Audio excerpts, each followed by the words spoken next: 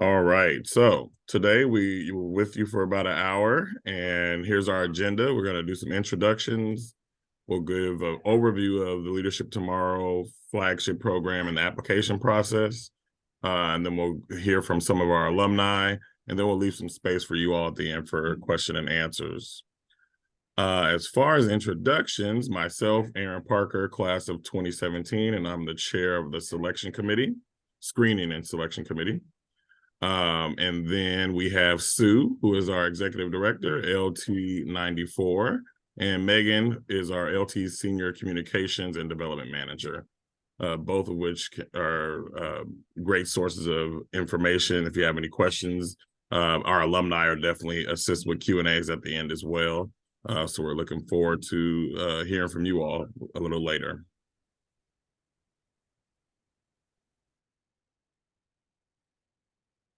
All right. Well, welcome everyone. I'm Sue Bennett, Executive Director of Leadership Tomorrow. Thank you, Aaron. I'm going to give you some context, a little bit about what the mission of our organization is, and then a little bit about the purpose and structure of the flagship program. So our mission, which is our purpose or reason for being, is to educate, inspire, connect, and catalyze cross-sector leaders who work together for collective impact. And our mission is propelled by our vision, which we share with many other organizations. And that's a vision for a resilient and equitable region where people from all communities and identities thrive. We do this by acting according to our values, which are a foundational part of the flagship program as well as of our organization. These values include accountability, anti-racism and social justice, belonging, collective leadership, community stewardship, and curiosity and humility. And if you go to our website, I encourage you to take a look at these values because we have a little explanation about what each of those words means to us. Next year's class will be our 40th class, and it's going to be a special year. We're looking for candidates who share and demonstrate those values and will join our community of 2,500 inspiring leaders who are all working collaboratively to make our region more resilient and equitable. So participating in the program is an investment in yourself. It's an investment in your organization, your community, your neighborhoods. And we think these are 4 of the key benefits you'll get from participating in LT. Number 1, you'll build lasting, life-changing relationships with inspirational leaders across industries and sectors. 2, you'll strengthen your connection to Puget Sound by learning about the interconnected challenges and opportunities that shape our region. And you'll be able to work collectively to build a more equitable community. 3, you'll expand your leadership potential by exploring your strengths, building confidence, strengthening your voice, and envisioning how your leadership can directly impact the community. And 4, you will deepen and practice racial equity skills by learning how to identify and interrogate systemic inequities and shape a future world that values belonging, collaboration, and human dignity. So I'm going to go into just a little more detail about those 4 different benefits. The lasting and lifelong relationships. There is a magic to LT, and the magic is the people. You'll meet people you would not know otherwise, who are talented and committed leaders, eager to be even more effective in their work. The opportunity to learn from each other and develop trusted relationships is an absolute highlight of this program. You spend 10 months talking about issues that matter with people who will be solving those issues in the future, if not now. And as I mentioned before, you'll join a community of 2,500 alumni who are leaders and influencers all around Puget Sound. Number 2, deepening your connection to Puget Sound. We use the Seattle Foundation's framework for a healthy community to better understand regional issues. There are 7 elements of a healthy community in their framework, and each month you'll learn about one of those 7 elements: arts, environment, economy, neighborhood, etc. Not only will you learn about these elements, you'll also learn about how they're interconnected and how solving all of them is key to moving towards an equitable and resilient community. All of these conversations and all of these issues are framed using a racial equity lens. By the end of this program, you'll better understand the complexity and nuances of issues, as well as get to hear from leaders who are working on solutions. Okay, number 3, expanding your leadership potential. I want to be clear here that this program is focused on community leadership skills. This is different from traditional managerial leadership skills that you might encounter in your workplace, like public speaking, delegation, and supervision.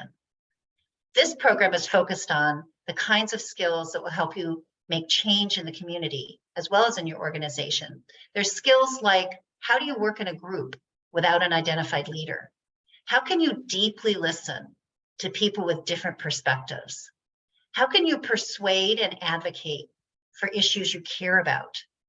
How can you be a better servant leader, motivated for the common good? And how can you effectively engage and empower others?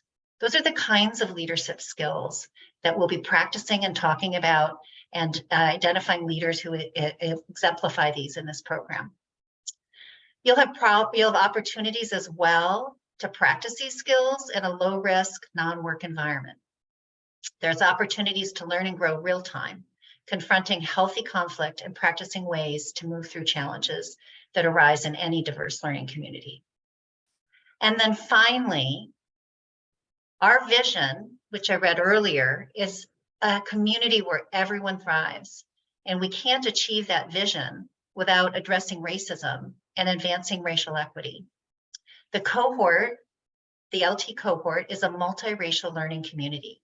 And the people who come here bring different lived experiences and are at different places in their racial equity journeys. We seek to meet everyone at their learning edges.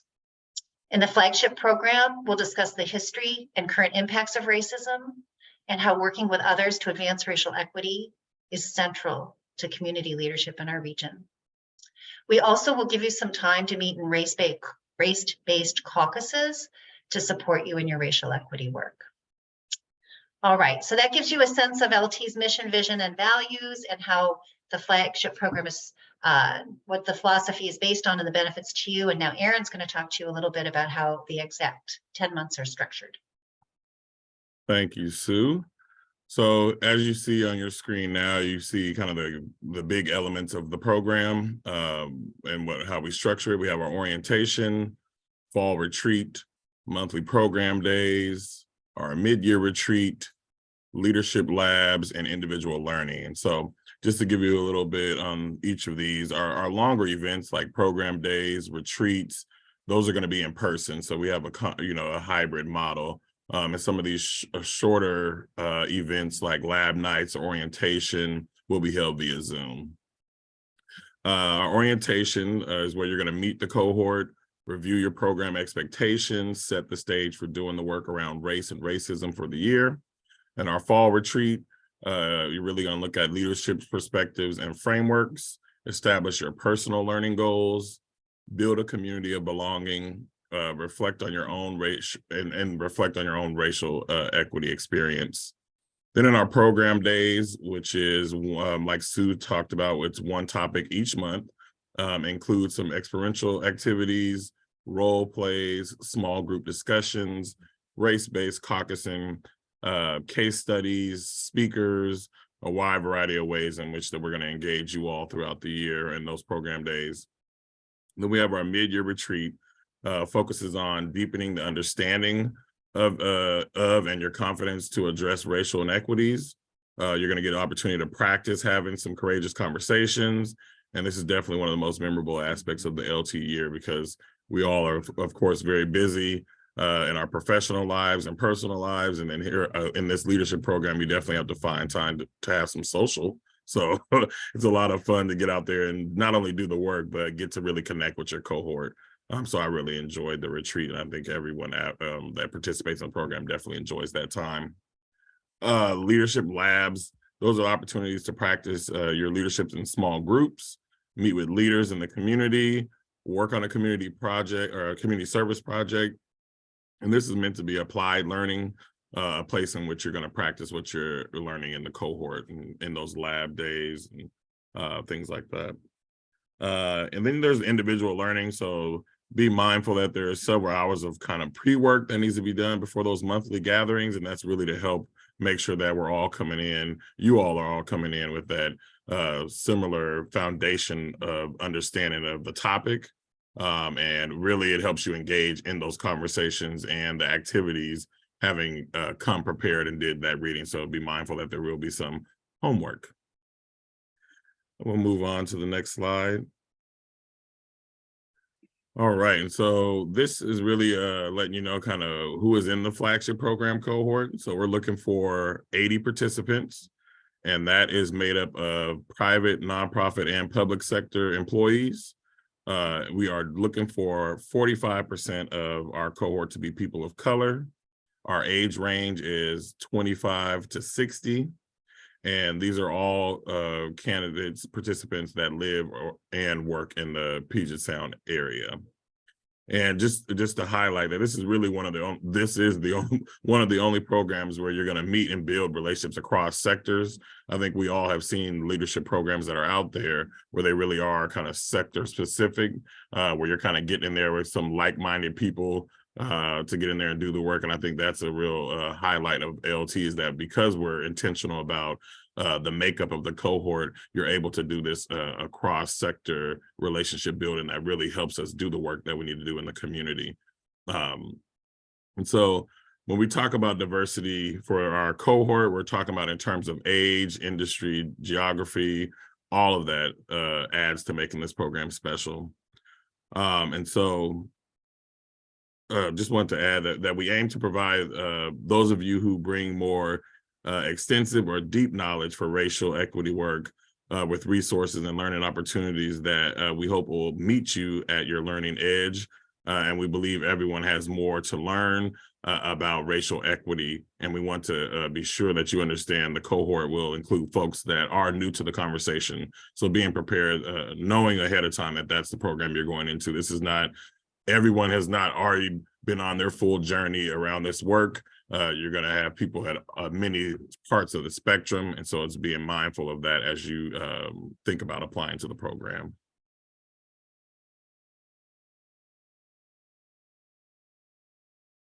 All righty. So if you'd like to join our community of leaders, the first step is to apply.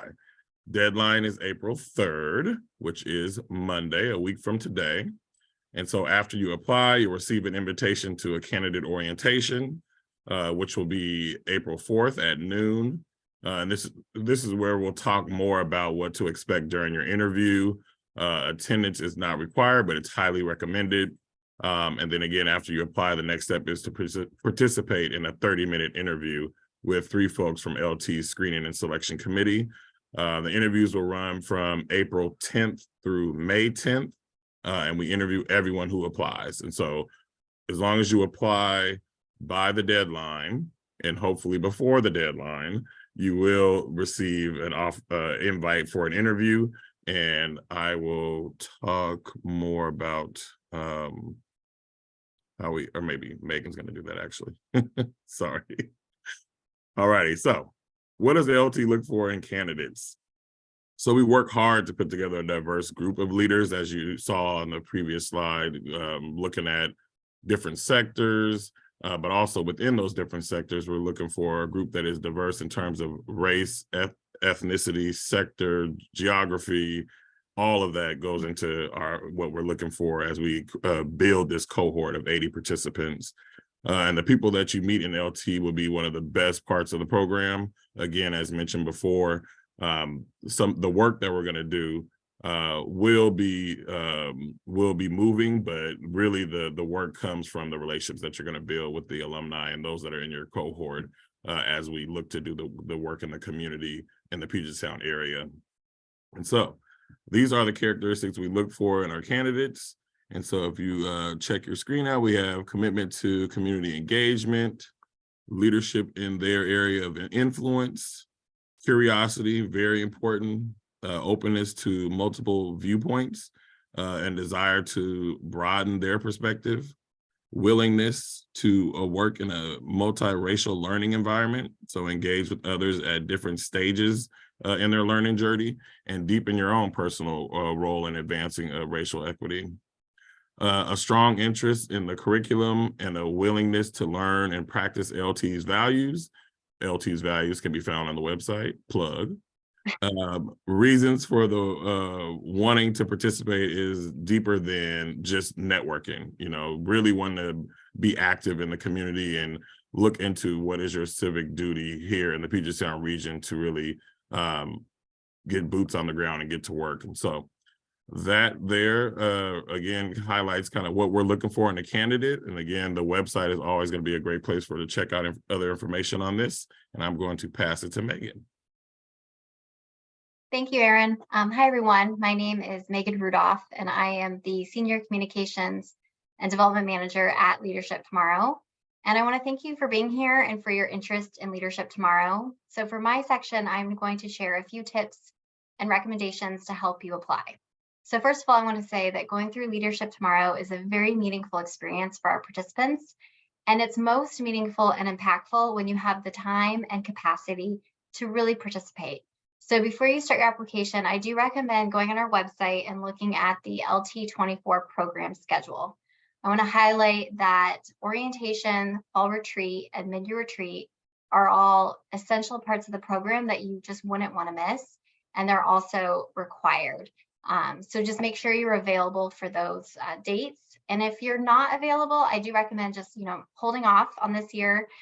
You can send me an email and I'd be happy to reach out to you next year and you could apply next year, but you just really want to make sure you have the bandwidth to participate. I also recommend looking at our flagship program overview on our website so that you have a pretty good understanding of our curriculum and what you will experience as part of the program. So once you've done all that and you've decided to apply, here's just a few tips to help you strengthen your application. So as part of the application, you will write 4 short essays. And there are multiple parts to each essay question. And so to help you get a higher score, make sure you respond to every part of the question and try to be as specific as possible. So often what separates a higher score from a more mediocre score is just the level of detail and specificity the person provides. We also encourage you to be open and authentic in the application. Part of LT magic that we've talked about really comes from the level of openness and vulnerability our participants demonstrate. And this openness, we really do want to begin with the application. So the screening and selection committee, as they are reviewing your application, they aren't scoring you based on whether they agree with your perspective, but they do want to get to know you and get a sense of what you would bring to the cohort. What they are using to score your application are those 6 characteristics that Aaron mentioned in the earlier slide. And then finally, as Aaron said, applications are due in 1 week. So they're due Monday, April 3rd by 5 p.m. And so if you haven't started, I do encourage you to hop on and start working on your application. I've been at LT for many years now, and I have found that people who wait till the last minute generally don't do as well as the people who've given it more thought and more time. And as we talked about earlier, applications count for half of your overall score. So you really do want to make sure you're spending enough time on your application.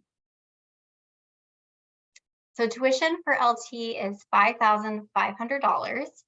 Financial aid is available for people who work in the nonprofit or public sector, or people who are self-employed, not employed, or work for a small business. So the way you ask for the way you request financial aid is you will submit a financial aid request when you complete your application. And that request is confidential, and we don't even look at it until the class is selected. And again, applications are due April 3rd before 5 p.m. And you can find the link on our website. If you go to the apply page, there's a big red button that'll take you there. There is a $75 application fee. If that fee is a burden at all, please send me an email and we are happy to waive the fee. We really do not want costs to be a barrier at any step in this process. And then also we interview everyone who applies, like Aaron said. We don't screen anyone out based on their application. So now I'm going to transition over to Sue, who is going to introduce our speakers and the next portion of our agenda. Sue? Great. Thanks, Megan. Thanks, Aaron. So it's all good to hear from us, but boy, there's nobody better to hear from than somebody who's actually been through the program recently. And tonight we get to hear from two folks who represent two different LT years, Michaela, who was in LT last year, and Ashraf, who was in LT graduating in 2020. They are both coaches for this year's class. So they have experience from their own year, and they're also coming back to coach this year's class. And what they have to say is always the most interesting. After this, we'll stop recording and we'll just take your questions and answers for as long as you have them. So let's start with Michaela. Thanks, Sue. And hi, everyone. My name is Michaela Doelman. I use she, her, and they, them pronouns. And like Sue mentioned, I am an alumni of LT'22 and then also signed up to coach for this year's cohort LT'23. I'll start off with just kind of sharing like my why I chose LT. My job title is the State Chief Human Resources Officer. It's a mouthful, but I lead HR for the state of Washington, and I live down in Olympia, so it's a bit of a drive. It was mainly virtual for me, but really, I mean, I recognize that as a government employee, the only way that we're going to be able to make the differences that we want to make in our community is if we connect with our private sector and nonprofit colleagues. And so that was like what originally drew me to LT, but then just meeting some alumni and getting to know the cohort and previous cohorts better.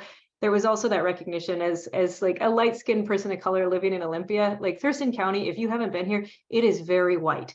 So there was also this desire to say, like, I want to see people who look like me. I want to be around people who look like me and be in community with that. So those were kind of the two main reasons why I was drawn to LT and wanted to apply. What I can say is it wasn't what I expected at all. And what Sue shared earlier on is like, this is not a traditional leadership program.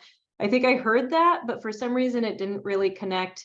So it wasn't anything that I was expecting, but it was so much better than what I expected. And I got so much more out of it. And I think what I keep hearing people share about LT that I want to really amplify is it will be what you put into it. They're not going to force you to do anything. They're not going to force you to learn. There's no spot checks or tests on did you do the reading, but everything that you put into it, it's that much better what you get out of it, like whatever energy you put into it. And that's both with like the curriculum, with what you're learning, but also with the relationships and the people that you get to connect with.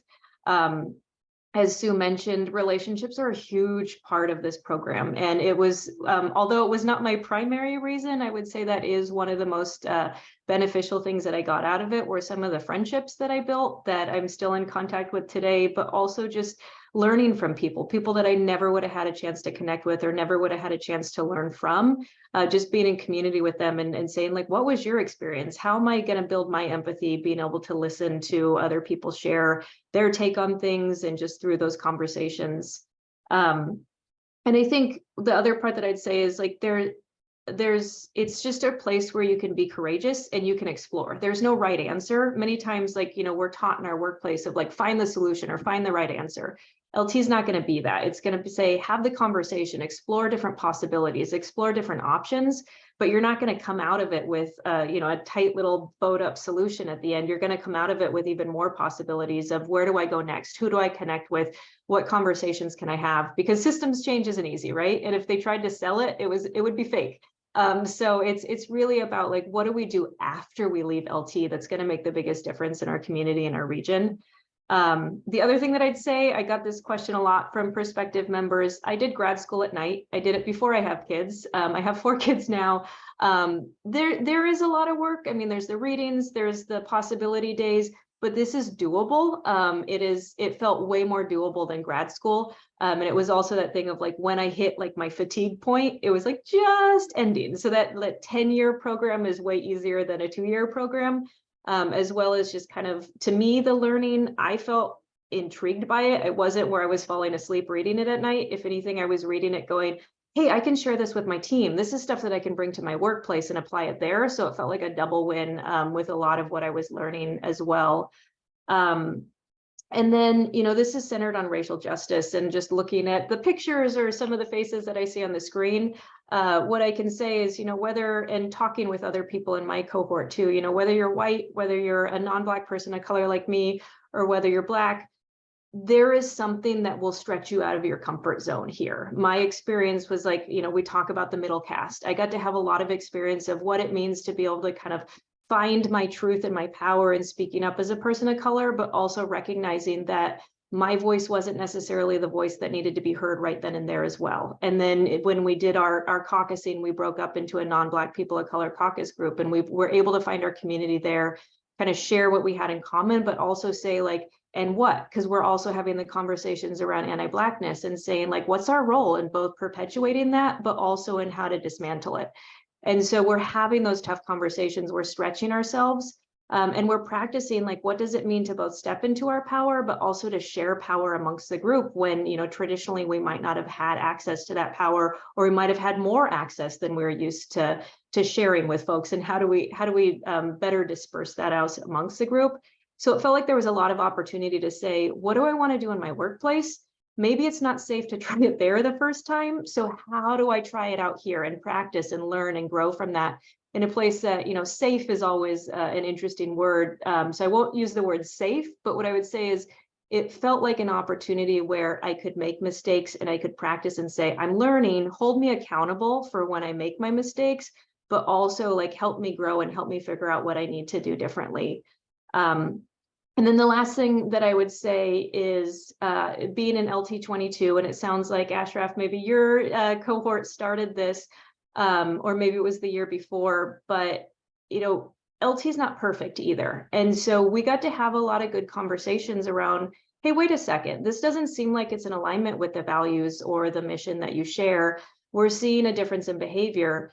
How do we have that conversation? How do we call that out and explore and say, we don't know what right looks like. We don't know what the change needs to look like, but we know it doesn't need to look like this.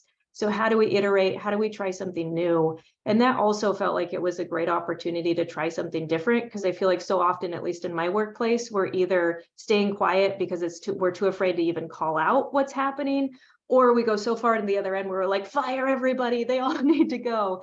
And it's like, we know that like what we say in our workplace, at least, is like, if we like just completely move someone out of the conversation, are we radicalizing them? Are we pushing them off to create unsafety for someone else? And this is an opportunity for us to explore, how do we bring people in and help grow together, while both simultaneously calling out like the harm that's caused, but also the opportunity for healing. So I felt like there was just a lot of opportunities there, and I am talking a lot, so I'm going to pass it off to Ashraf now. Hello, everybody. Ashraf, he, him pronouns. I work at Seattle's Office of Arts and Culture, and I have been part of LT since 2019, 2020. That was our crew.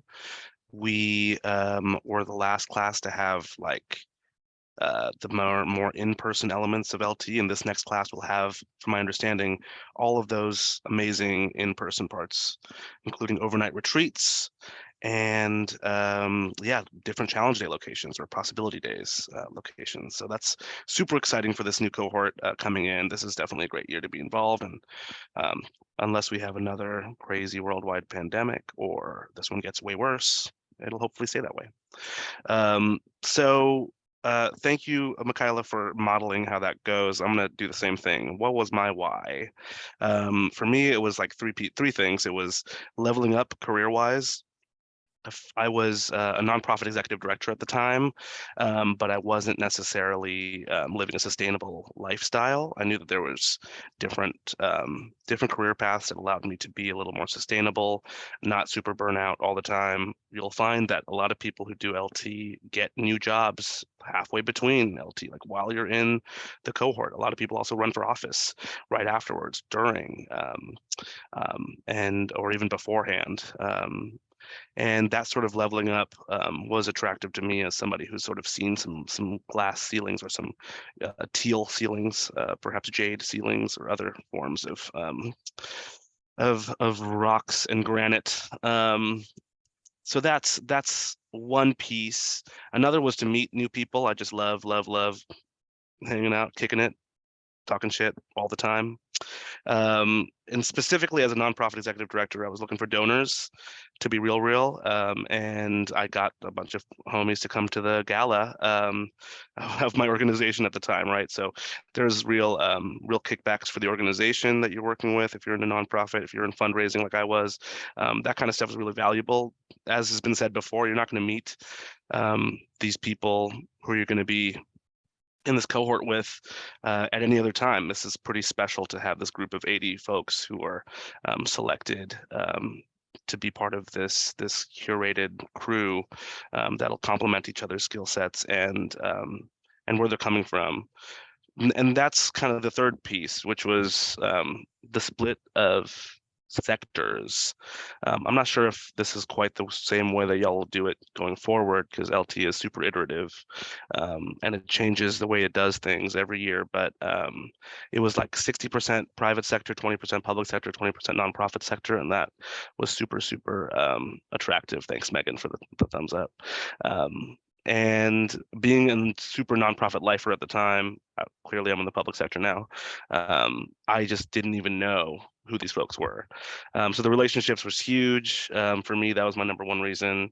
And yeah, I cannot stress enough these overnight retreats, how essential they are.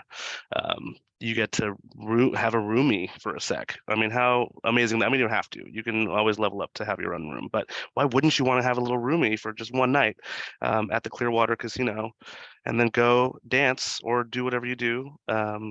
That creates those relationships that'll continue. And that'll create the bonding and the vulnerability that you can actually get into those deep conversations the very next day. So it's super essential, I think. And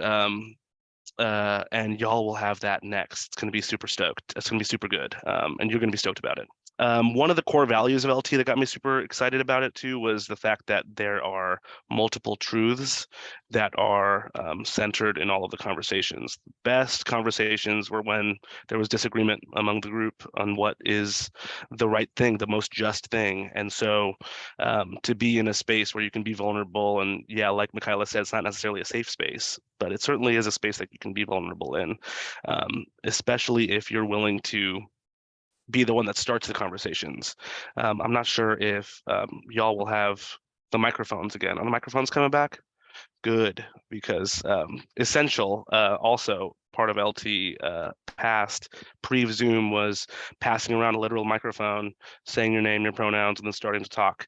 The first person who has a microphone is always going to be the toughest, but sometimes it's a really important chalice to hold and to be able to lead what can turn out to be a very different dialogue than what you were intending to have. I always encourage folks to, I've been a coach twice in LT, that was my second year coaching. And as I'm hanging out with these, with the new cohort members, I always tell them that, like, you can always pause. You can pause a conversation anytime you want to, and they have to listen. It's not like they're gonna skip ahead of you or other people won't notice. The crew, the whole cohort ends up having each other's backs quite a bit, and it turns out to be a really wonderful community that supports each other. And if somebody needs to pause, we're all going to pause. So all of that is up to you, and there really are no rules. I mean, there's rules, and Sue can yell at me later about this, but there's no rules. You don't have to do anything. I stopped the readings 3 months in, and it's all good. I got what I needed from the program. But if you're in for the readings are good too. There is a lot covered. It goes shallow in all these amazing, important, essential sectors of our world here. It does not go deep, but you have the opportunity to go deep through those readings, right? So that's super important.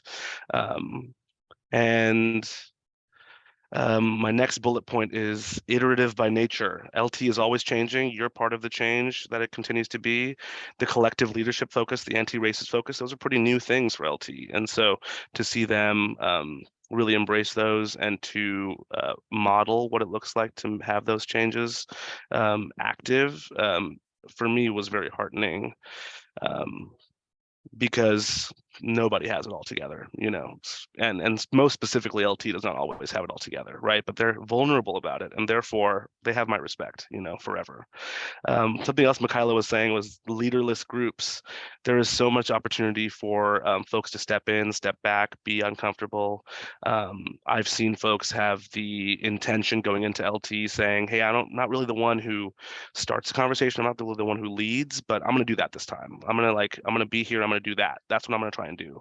And whether or not they follow through with it is kind of doesn't matter, because their intention, at least for the moment in time, is true. And then they try it, right? And then they go from there and see what they're able to do. I've also seen, you know, people collectively form into communities that can support each other, right? There's a whole group of white parents that started meeting, new parents, like folks who just had kids, started meeting through LT and my crew, and I'll just always refer to them, right? Because that's like, I can't think of a more supportive community of like people who are actively trying to change the way that they are in the world through the next generation, right? Through their progeny. It's pretty amazing. And my last thing I want to say is that for some folks, it takes multiple tries of applications to get in, and that's nothing to be discouraged about, because something like this, just because you maybe aren't chosen for this cohort, doesn't mean that you're not right for the program. It's just like a question of fit, and like, is this the real 80-person crew that you need to be with, or is it, you know, a different one in a different year? And I applied twice, and I got better the second time for sure. And I couldn't have asked for another better crew. So it's super, it's a good program, y'all. I'm happy to answer questions too, but I will at this point